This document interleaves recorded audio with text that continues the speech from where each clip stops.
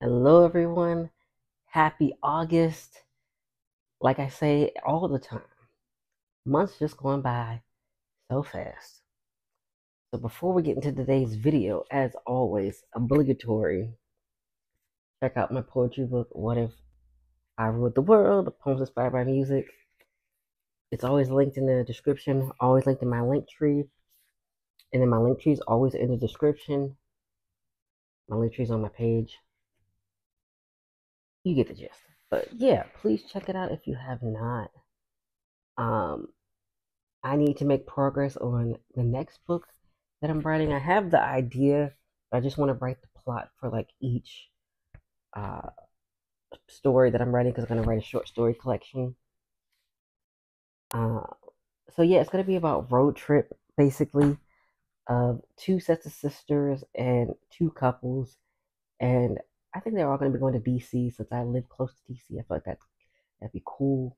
Have them coming from other places, and then basically all discover something about each other, like something new, or they're working through something.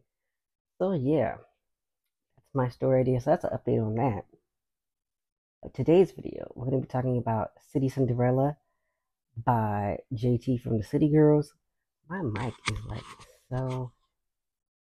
There we go. Hopefully that doesn't make it sound weird, because uh, yeah. But yeah, we're going to talk about JT's debut mixtape, City Cinderella. I'm going to give you some information about her. I'm going to try and like paraphrase around, or I might just read directly from what I copied from Wikipedia. So we'll see how it goes. She's born Jatavia Shakara Johnson, born December 3rd, 1992, known as JT. Okay, she was in the City Girls, as we know, they formed in 2017, and then she began her solo career in 2023. Um, Her feature on Summer Walker's 2021 single, X for a Reason, peaked at the top 40 on the Billboard 100, making her first entry on the chart as a solo act. Her 2024 single, OK, peaked at number 72 on the chart. So that's a little about her little, like her career right now. She was born and raised in Miami, Florida, grew up in Carroll City and Liberty City. My dad's also from Miami, but I don't, but now he's up here in Virginia, so I don't know too much about these cities, even though I've been to Miami with him. She grew up under difficult circumstances.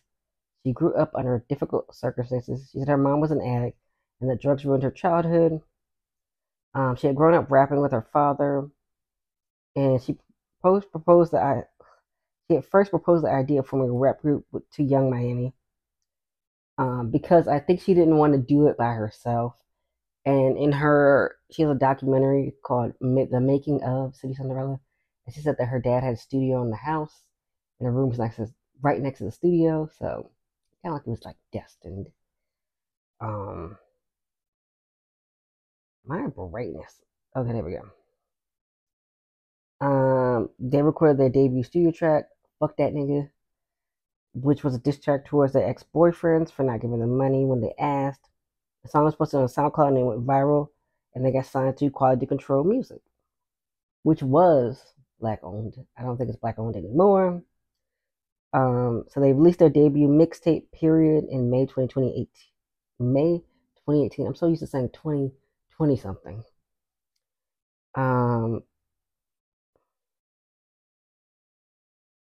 Oh, and then they got an uncredited feature on Drake's "In My Feelings" in 2020, in July 2018. I keep doing it.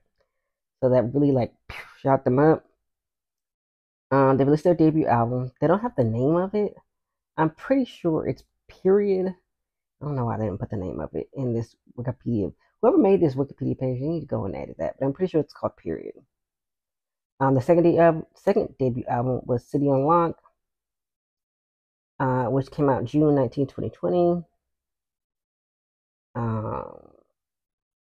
This just says what. Oh, and then their third studio album, which I reviewed on here, came out in October 2023.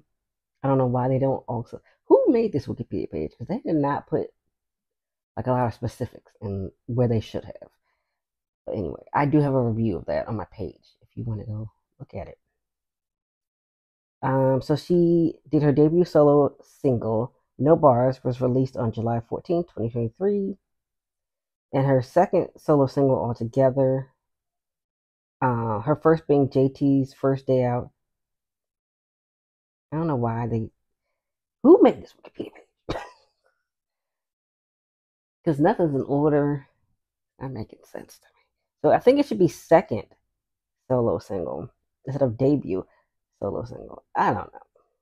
Anyway, it placed number 25 on the Billboard Bubbling Under Hot 100 chart. So she got that. No Bars was the fourth single for the album Raw. And then in February 2024, she released her single Sideways, which debuted at number 7 at the Billboard Bubbling Under Hot 100. Okay, we talked about that. She was on Nicki Minaj's Queen Mix of Super Freaky Girl in 2022. She was on Caliusis. I always feel like I say her name wrong. Moyenekita. I think that means like little doll. Tell me if that's right in the comments. It came out in 2023. In March 9, 2024, she announced her 14-show solo tour. I don't want to tell you all the dates, but basically that's what happened. And then on March 24, 2024, she announced her debut solo mixtape, Cinderella. Okay, I'm going to skip a bunch of stuff.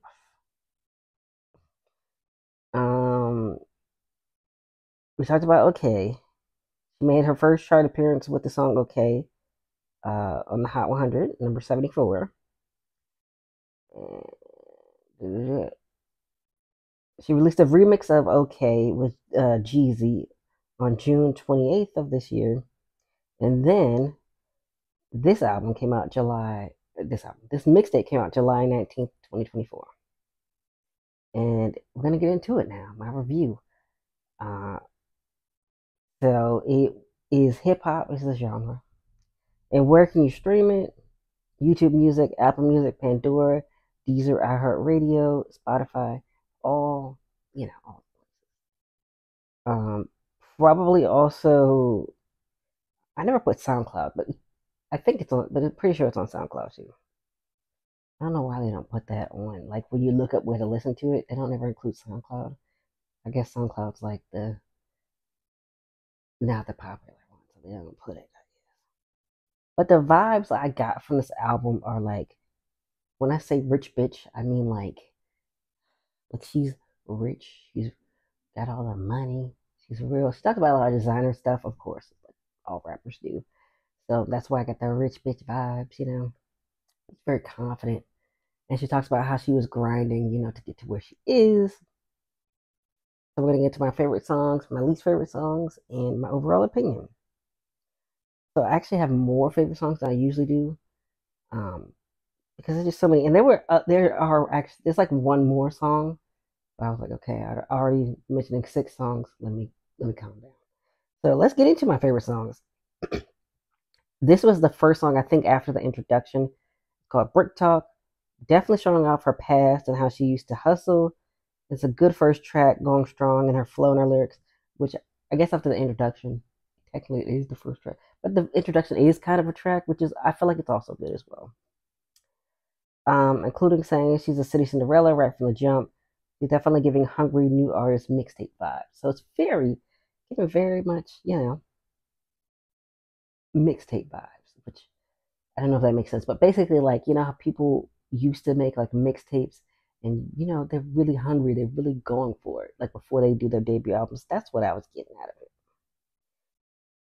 it. Serving, shows up her love of fashion and her confidence. She do be serving, so I can't deny that, lol. And she do be looking good. Definitely showing off her personality well here. She's very much into the fashion, very much into like looking different, which she's shown off many times on social media. Swang. I love the beat of the song, and JT is definitely talking her shit. She's basically saying, swang when you see me, ho. She does reference her beef with Glorilla on the song. which somebody mentioned this too. She's talking about Glorilla has a man voice. JT also has a deep voice. So yeah, I don't know. I like them both, so you know, I'm gonna I'm gonna stay out of it. She says she's ready to square up and not talk anymore. Basically, she says she got the hands ready. LOL. Um. So yeah, that's Swang, and then Uncle Al is another one that I really loved. Very Florida. It's dedicated to a major artist from Florida. It was DJ Uncle Al. He was like a really influential DJ back in the day. He was always about peace. I can't remember the year he passed away, but he was about nonviolence and didn't want to have to deal with gun violence. And unfortunately, that's how he passed away. He got shot. So this was a nice tribute to him. It's very fun and old school sounding, something very different from her. You know, yeah, something very different, like more of a fun vibe versus like a bitch I'm better than you kind of thing going on. Um, so like two more All Stars featuring Clip, which I remember Clip. I think one of her songs went viral because when I looked her up, that's what they talked about, and I vaguely remember the song. But she was a good feature. I'm just gonna go ahead and say that. Um, Very Y2K sounding, unlike Ice Spice's album, which you couldn't catch that stray. I love her experimenting with her sound, and Clip is a great feature for this song. She sounded very great. She was a great feature. They both sounded great together. And my last favorite song is "Star of the Show." Saying she's a star and better than other female rappers. Very confident and cocky. She's a standout. Knows she's a standout, and she's been. Oh, this should have been the last song. So this is not the last song. This would have made a great last song, but they put the OK remix like right at the end. And I was like, why would you do that? I mean, I guess they couldn't put OK, and then the remix right underneath it. But I felt like throwing on the end. I didn't think it made sense. But I didn't make the playlist. I mean, the track list. So, but this would have been like, it feels like it closed off the mixtape perfectly. Because she says she's a star of the show, and she's ready to be out there basically. And this beat and background sample or vocals are very different for her, so I love that. It's kind of like a 70s kind of singing in the background. But there were other songs I liked. I like JT Coming, DOD. Yeah. So I didn't have any least favorite songs. Some songs I'm kind of mad on, like Sideways. Like I feel like it's kind of growing on me because it was stuck in my head before I was about to make this video. But I do like the like that, what was it? The album cover with her painted with the Tavia belt. It's really cute, really Y2K. Um, so I mean, the visuals were giving. Okay, I do like okay. Um, she has a song with DJ Khaled. I will say, I did listen to this mixtape 3 times because I think the first time I was really biased. I was like, But then the second time I was like, okay, let me open my eyes. I mean, open my ears. And then the third time I was like, well, I'm gonna review this, so let me just one more time just in case. Um, and at first I was like, DJ Khaled was not as annoying as he usually is. He's still annoying, but I will say it's not as annoying, but it just wasn't my favorite song. But it was called Oh. So I'm gonna give my overall opinion. So I don't really have any like songs I hated. So there's that. There's that. That's good. I really enjoyed this mixtape, and JD definitely showed off her talent in world building. I think she made a great intro project to who she is, because that's what she talked about in the making of this album, of this mixtape, excuse me, that basically she was trying to show off herself apart from the City Girls. Um, I did not put this in my notes, but I do want to talk about that because, unfortunately for like, she was in, I think she was in jail for 15 months. That's like a year. So that's like a year, and they had just started getting big. So you're not there for like over a year. People can't really get to know you, because you're not out, you're not performing with Young Miami. So this is her good way for her to introduce herself. I feel like even though she's still talking about things she did, about the same things she did in City Girls, she's going about it differently, like production wise, um, and definitely more bragging about what she has versus what she wants from somebody else. Even though there are songs where she says she does want something from somebody else, like for example the song "Red Flowers," she says she wants red flowers and 100 bands. So I mean, it's still the same kind of content, but also kind of different. I don't know how to describe it. I also love that she had some experimental songs like All Stars and Star of the Show, and then DOD. I didn't mention this, but there's some like Arabic background slash, yeah, it's like Arabic sounding beat. It's really interesting. A lot of rappers and like uh, singers now they love the Arabic. Even back when Britney Spears had Toxic, it's like a big trend. It's been a big trend in music using Arabic sounds and stuff like that. That one had that in there, and I'm definitely looking forward to her debut album once it comes out. And I will give this mixtape a 7 out of 10 because I enjoyed most of the songs. I think some of the songs could have been cut or moved to make the project more cohesive. Like I don't like the OK remix. I see the girls are getting more comfortable making longer projects, but they gotta tighten it up because sometimes longer does not mean better, in my opinion. Although, like, I also don't want like a 10 track album that are like every song is 1 minute long. Like I don't need that either. We gotta come to some kind of happy medium. And I was gonna give this an 8 or like a 7.5, but I feel like an 8 is, for me personally, I'm gonna expect a lot more. But even though I really do enjoy this mixtape, so I give it a 7. So at least there's some wiggle room to make the debut album better. You know what I mean? Um, so it's just me personally being like, you gotta really impress me.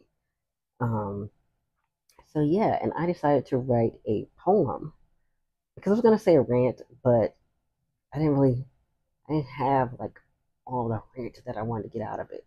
But I do want to say, it's really interesting. Somebody mentioned this on Twitter that when Offset and Quavo and Takeoff kind of like went and did their like solo stuff, their solo albums, nobody treated them like a new artist, but kind of treating JT like a new artist, which I do agree with that point because it's weird. But I also feel like we didn't really get to know JT because of her being in prison, so it's kind of like a little different. But I also get what they're saying.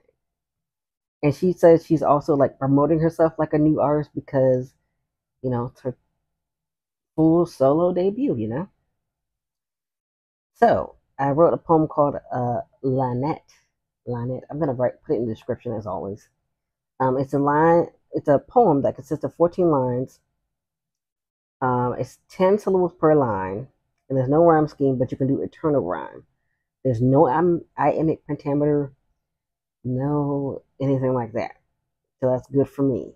But it was still hard because of the syllables. So yeah, I always like to challenge myself. So yeah, no, it was good. I like this form. It's You really have to figure out what you want to say. That's the one thing about syllables. Like when you have to have a certain syllable for each line, you really gotta say what you want to say. You know what I mean?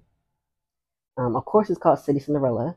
Also, I love the title of the album. Of course, I love alliteration, so that's a given. But it definitely describes her. She's a city girl. She also loves glamorous things. Makes sense. So here it goes.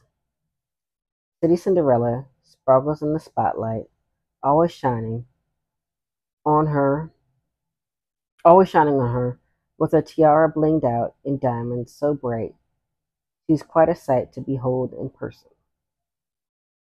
So each stanza, besides the last stanza, is 4 lines.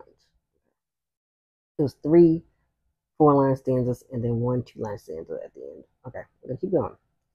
She's feisty and demanding, but you don't ever tell her no for anything she wants, because she deserves it all, with no strings attached and no complaining.